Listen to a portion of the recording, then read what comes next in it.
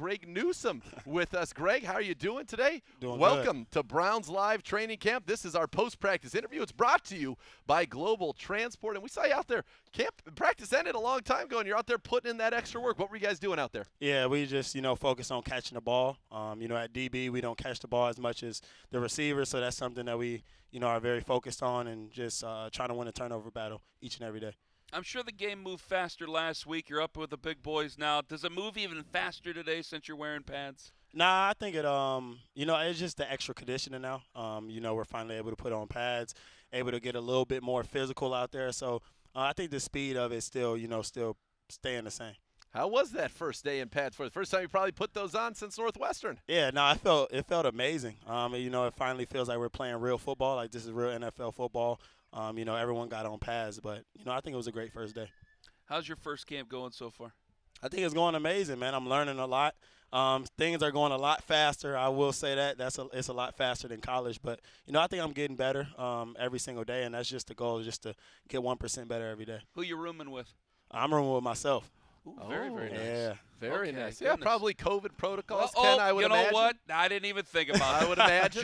Joel Bitonio, his rookie year, I'm not going to say it on here on the broadcast. Joel Bitonio had horror stories his first year. So it got a little. I feel like you are saying it. It got a little wild. No, it didn't get wild. It was just. It wasn't an inner monologue. You leave the fan on when you're there. That's the way you go. Yeah, you want to do it that way. Yeah, very nice. All right, so Greg, you come in here and you've been working not only outside, and Jeff Howard, he told me, look, we need to challenge this guy because your football IQ is so high, you're getting reps inside as well. How is that going, learning kind of the multiple positions early on? I think that's just it's a benefit at the end of the day. Knowing that nickel spot is essentially the Sam linebacker. So just knowing where the nickel fits is going to help me out at corner as well. Knowing where the nickel is going to be dropping is going to help me out at corner. Knowing it's going to know where my help's coming from. So I'm just trying to learn as much as I can just to be as savvy as I can.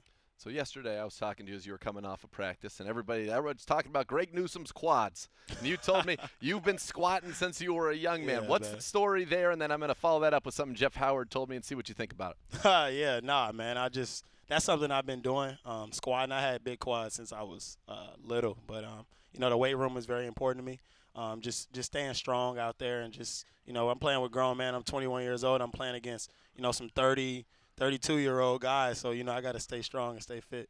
So when I was talking with Coach Howard about the quads, and he said if you watch him play, you're able to get such a deep bend that you're actually lower to the ground than your opponent, which allows you to change direction and mirror, which you do also effectively. Is that something that ever kind of not occurred to you, but was that part of the reason that you did some of this, or have you noticed a benefit from that, the way that you do play? You play in a real deep squat and allows you to really move and react quickly. Yeah, I just think that staying lower than the defender, like, it's something that works for me, and that's just where I feel comfortable, playing at. And I definitely think, having strong legs is a benefit, and it's allowing me to be a lot more explosive out of breaks. So, maybe I'm a step behind a little, but I feel with the explosiveness that I have in my legs, I'm able to, get out faster. Yeah, you certainly do close on that ball. I heard a couple tales about these quads. I didn't realize we had a Tom Platz here. This is fantastic. Greg Newsome joining us here on the show. Greg, technique-wise, what is your main focus to work on here in this camp for you? Yeah, it's honestly just staying patient. At Northwestern, I played a kind of a different technique, so I'm just trying to learn